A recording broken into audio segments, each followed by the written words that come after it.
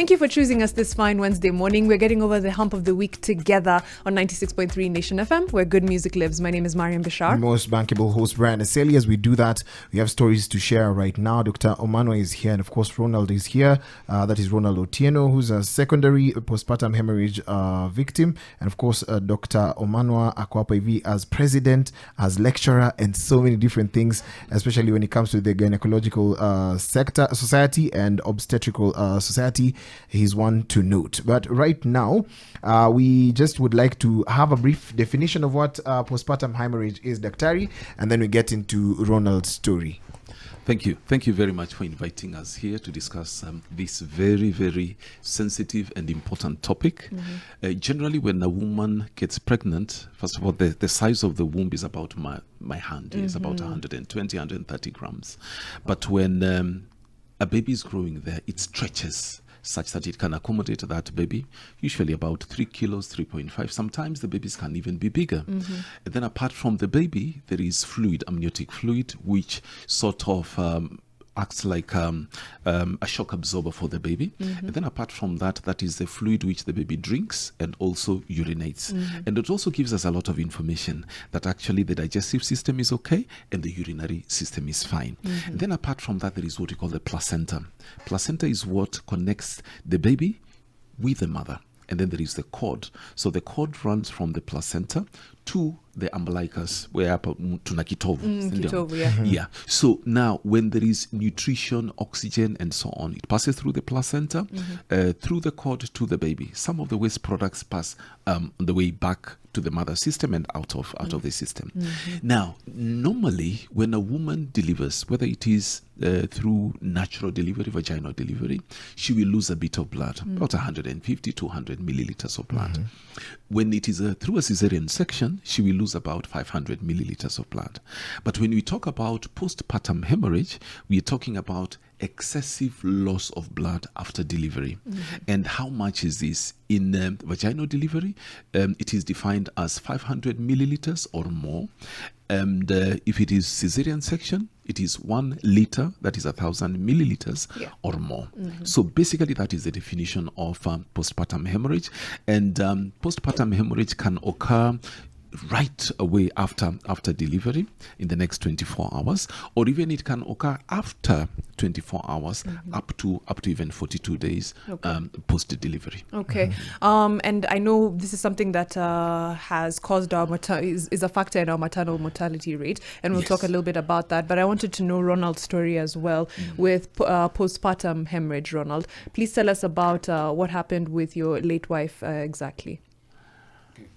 Mine was on 2020, yes, November 8th. That's when I lost my wife.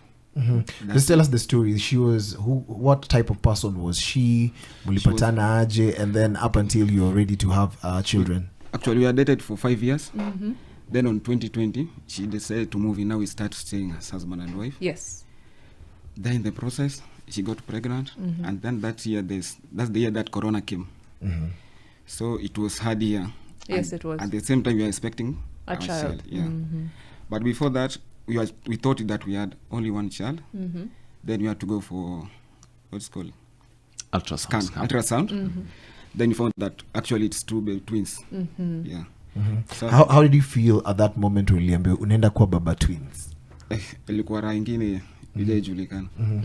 Yeah, it was more excited than expected because sana kwa najua hata nikitembea niko ile kiburi ndo kwa baba twins. Hata mimi honestly ningekuwa na ilikuwa between mimi na yeye, hakuna mtu alikuwa anajua. Okay. For make a confidential kiasi.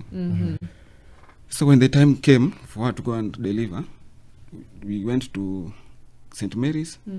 Then we found St. Mary's that they require some money and for the for the whole process to hata kuchukuliwa ndio it's too expensive for the admission. We had to go to KNH and that's where she was admitted. And after 2 days Mungu akatusaidia akatubariki na watoto wawili. But it was through cesarean. It was normal. Tell us what happened after. So after delivery alika like the first day after delivery, yes, she was having some pain and she told me that she was losing some blood. So I told her usijali, vitu zitakuwa sawa, just relax, doc anajua vile anafanya. my queue that time was corona. Going to visit your patient was very tough. Yes, So there's lockdown. There's lockdown. You have to have some gate pass ndo uingie Kenyatta uone. Mm-hmm. Then the funny thing, mgonjwa alikuwa anatoka nje kukuona, so unaenda kuona mgonjwa. Okay. Yeah. Hey. So kuna kuingia kwa ward. Even in the case after a delivery. Yeah. The patient was to come outside the ward to see you. Yeah. So it was a very tough. It was a very tough time, yeah. When exactly did you lose your wife, if you don't mind sharing with us? I lost my wife after 2 weeks. After delivery, 2 weeks. She was never discharged at Kenyatta. Okay. Yeah. She was being monitored. After cesarean, she was having some complication and blood. She was bleeding. Yeah. So she was kept there and being monitored. Yeah, and even I was told her blood points was so low. So she was ilikuwa nafaa mpaka ongezewe damu. Okay. So I had to bring some people to donate. Yeah. I'm very sorry about that loss, and I know it was a very difficult time, and I know you had the twins, one of them who's still here with us, right? Yeah. And we'll talk a bit about them in just a while. But of course, we're getting into a small music break, then we'll come and talk about this, and of course, we'll get back to Doc about exactly what this means for our maternal mortality rate, exactly how to stop it if possible, and what we can do to help one another get through tough times like these.